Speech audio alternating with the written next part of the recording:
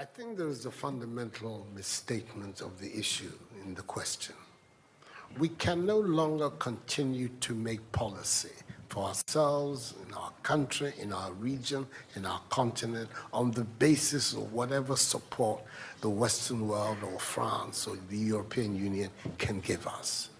It will not work. It has not worked, and it will not work. Our responsibility is to charter a path which is about how we can develop our nations ourselves. It is not right for a country like Ghana, 60 years after independence, to still have its health and education budgets being financed on the basis of the generosity and charity of European taxpayers. By now, we should be able to finance our basic needs ourselves. And if we are going to look at the next 60 years as a period of transition, a period whereby we can stand on our own feet, our perspective has not to be what the French taxpayer decides to do with whatever surpluses that they have in France. They're welcome. They're appreciated. Whatever interventions that the French taxpayer through their governments make to us are appreciated. We're not going to lick a gift horse in the mouth. But this continent, with all that has happened, is still today the repository of at least 30% of the most important minerals of the world. It's a continent of vast, arable, and fertile lands. It has the youngest population of any of the continents in the world. So it has the energy and the dynamism. We've seen it. These young men who are showing so much resilience and ingenuity in crossing the Sahara, finding ways to go across with rickety boats across the Mediterranean to really, those energies, we want to have those energies working inside our countries. And we're going to have those energies working in our countries if we begin to build systems that tell the young people of our country that their hopes, their opportunity are right here with us. Migration and the movement of people is being presented in a manner which suggests that somehow it's a new phenomenon. There's nothing new about it. It's as old as man, the movement of people. And it has always been linked to the same thing: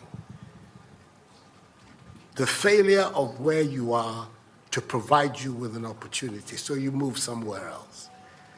Those of you who are familiar with 19th century European history would know that the biggest wave of immigration in 19th century Europe, the latter part of it, came from Ireland and from Italy.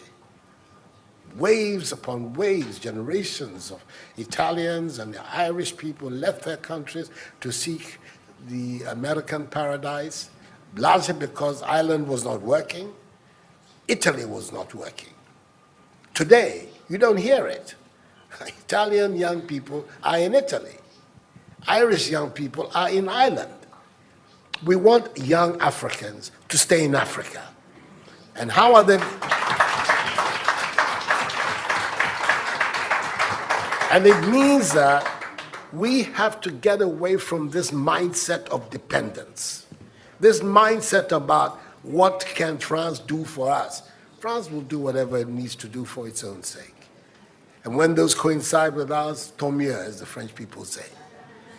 But our main responsibility as leaders, as citizens, is what we need to do to grow our own countries. What are the institutions that work that will allow us to have good governance, to have accountable governance, to make sure that the monies that are placed at the disposal of leaders are used for the interests of the state and not for those of the leaders, to have systems that allow for accountability, that allow for diversity, that allow for people to be able to express themselves and contribute to fashioning the public will and the public interest. Our concern should be with what do we need to do in this 21st century to move Africa away from being cap in hand and begging for aid, for charity, for handouts. The African continent, when you look at its resources, should be giving monies to other places. We have huge wealth on this continent, in our own country of Ghana. And we need to have a mindset that says, we can do it. Others have done it. We can also do it. And once we have that mindset, we will see it as a liberating factor for ourselves. We keep talking about how it was that Koreans, Malaysians, Singaporeans, who got their independence at the same time as us. We're told of that at the time of Ghanaian independence, per capita Ghanaian income was higher than that of Korea. Today, Korea is part of the first world. So is Malaysia. So is Singapore. What happened? Why did they make that transition? And 60 years after independence, we are where we are. Those are the matters that should concern all of us as Africans, as Ghanaians. And not, when I say so, with the greatest of respect to the French president. I think that the cooperation of France is something that I am, as you know, a strong friend of France. I am Francophile. So I don't have any difficulty with that. But I'm talking about our own propulsion, what we need to do to get our countries to work so that we can create the conditions that would allow our young people to forego this hazardous effort to get to Europe. They're not going there because they want to. They're going there because they don't believe they have any opportunities in our countries. So that should be our focus. And I believe that with that if we change that mindset of dependence, that mindset which is contingent on aid and charity, we would see that in the decades ahead of us, the full flowering of the African peoples will take place. And that new African personality that was talked about at the time of our independence will become real and imminent in our times. That's what I'm saying. I hope that I'm not upsetting the questioner or even some of my friends who are here.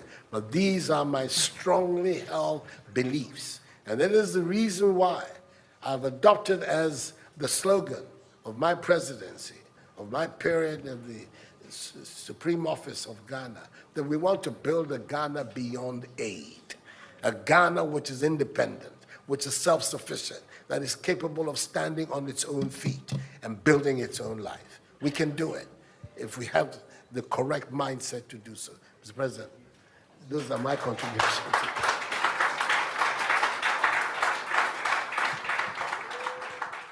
We will make America great again.